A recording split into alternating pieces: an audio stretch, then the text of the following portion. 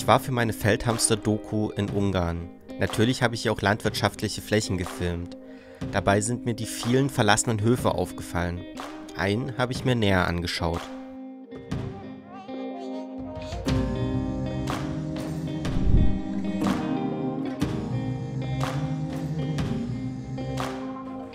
Ich hätte nicht damit gerechnet, als erstes ein DDR-Fabrikat zu finden.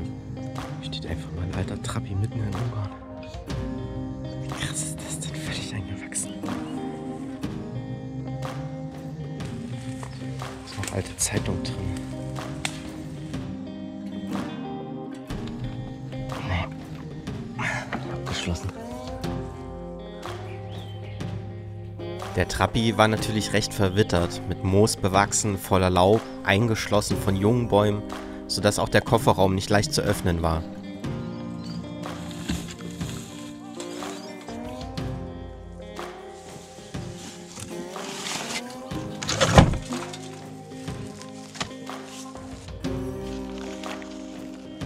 (1987). Krass. Das ist cool. Hotel Budapest. München-Level.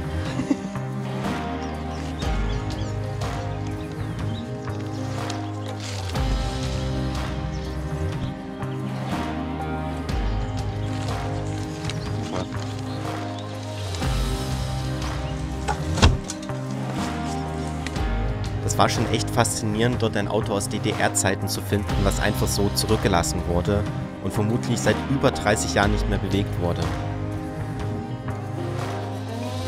Der Hof war wirklich total eingewachsen und ich habe mich dann noch etwas weiter auf dem Gelände umgesehen. Da hinten steht noch ein Auto. Boah, okay, das ist komplett das ist Überfüllung. Die vorderen Gebäude schienen am stärksten beschädigt zu sein. Das sieht man vor allen Dingen gut aus der Luft.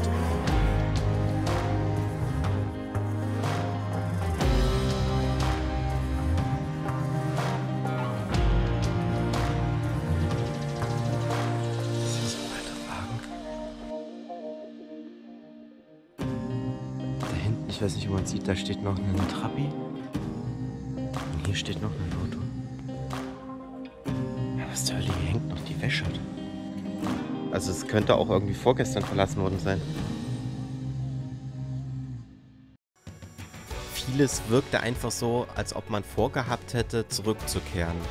Es könnte sein, dass hier saisonal Arbeitskräfte für die Landwirtschaft dazugeholt wurden, nur dass dann einfach die nächste Saison nicht mehr kam, wie erwartet. Dieser vordere Gebäudeteil hier schien zeitweise zumindest als Wohnhaus genutzt worden zu sein. Ich fand dort ganz viele Alltagsgegenstände wie Stühle, Töpfe, Gummistiefel oder eine alte Gießkanne. Gleichzeitig wurde offenbar diese überdachte Veranda auch als Lager für Mais und Holz benutzt.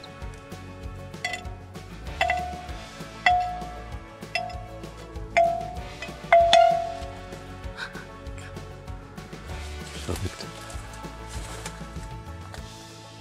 Okay, ist alles ziemlich zugemüllt. Von außen sieht es so aus, als ob von der Veranda einzelne Zimmer abgehen, die aber nicht miteinander verbunden sind. Zeitung über Zeitung, Bücher über Bücher. Feuerholz. Und super viele Maiskolben.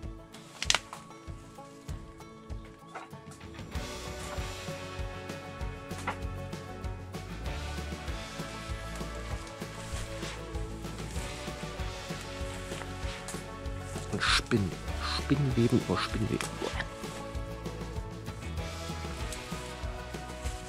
Sind auch noch irgendwelche Briefe, Schuhe.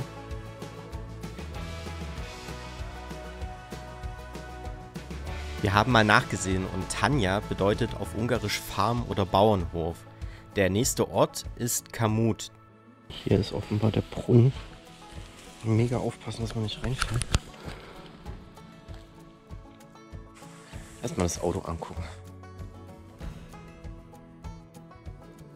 Ich kenne mich mit Autos gar nicht aus.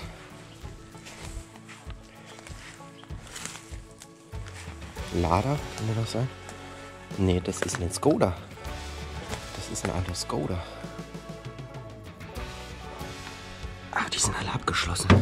Auf dem Lenkrad Weiß nicht, ob man es sehen kann. Steht Skoda. Haufen Klamotten drin. Müll vielleicht, ich weiß nicht. Nach einer kleinen Recherche könnte ich mir vorstellen, dass es sich bei diesem Auto um einen Skoda 742 handelt. Ach krass, der hatte hinten sein Motor. Okay. Wusste ich auch nicht. Kann man bis auf Boden durchgucken hier. Der wurde zwischen 1976 bis 1994 gebaut.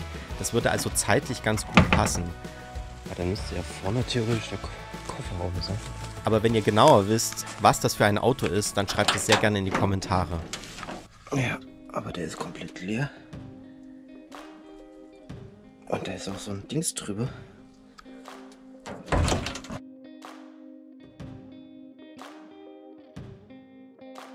Nicht, wie man da sein Gepäck reinkriegen soll. Boah, es ist alles voller Spinnen. Gucken wir jetzt nochmal, ob wir hier noch einen Eingang finden. Ja, okay, schade, aber hier hinten ist keine Tür. Also wenn, dann müsste man vorne sich durch diesen Müllberg durcharbeiten, um reinzukommen. Ich gucke erstmal Richtung Scheune.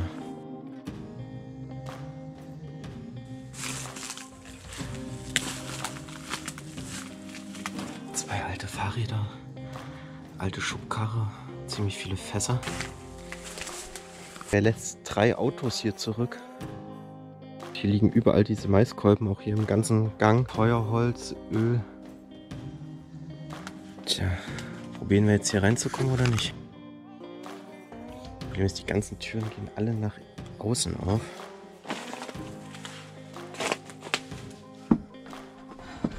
Außer die hier. Boah.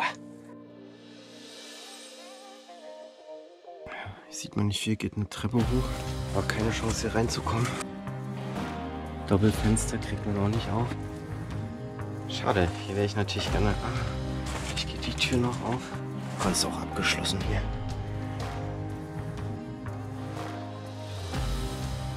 Ja, okay, kommt man leider nicht rein. Mit Widmung.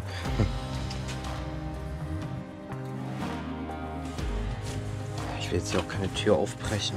Das ist abgeschlossen. Das ist ja mit den Autos mega cool, dass die hier einfach so stehen. Wir können auch mal den anderen, den dritten Trabi angucken, der da hinten war. Das sieht auch cool aus mit dem Trabi hier. Boah, der ist auch schon richtig runter. Dieser Trabi war, wie auch der erste, total eingewachsen, war aber in einem deutlich schlechteren Zustand. Das ist nur einer von vielen solcher Lost Places in Ungarn. Die ungarische Landwirtschaft befand sich Ende der 1980er Jahre bereits in einer Krise.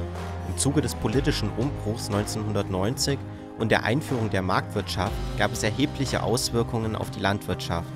Preise wurden liberalisiert, es gab eine neue Landreform und Subventionen fielen weg. Natürlich auch Märkte in ehemals sozialistischen Nachbarländern. Und so sank die Anzahl der Beschäftigten im Agrarsektor auf die Hälfte. Darum wurden viele solcher kleinen Höfe aufgegeben. Heute bietet das Dickicht vielen Tieren einen Unterschlupf. In vielen Mauern sind Löcher gegraben und man findet Schlafplätze. Die Natur holt sich solche Flächen also zurück. Haben wir einfach jetzt hier am Feldrand entdeckt. Dieses kleine Haus eingewuchert. Eigentlich waren wir gerade auf dem Weg zu einer anderen Location. Und ja, ich hoffe, euch hat der kleine Einblick mal gefallen. Mal was anderes. Lost Place in Ungarn. Drohne auspacken und vielleicht einmal noch drüber fliegen über das Gelände und dann machen wir den eigentlichen Dreh. Wir wollten heute hier so kleinteilige Landwirtschaft filmen. Ja, vielen Dank fürs Zusehen. Ich hoffe, euch hat es gefallen und bis zum nächsten Mal, bis zum nächsten Behind the Scenes, was wir so bei unseren Drehreisen alles so erleben. Bis dahin, macht's gut. Ciao, ciao.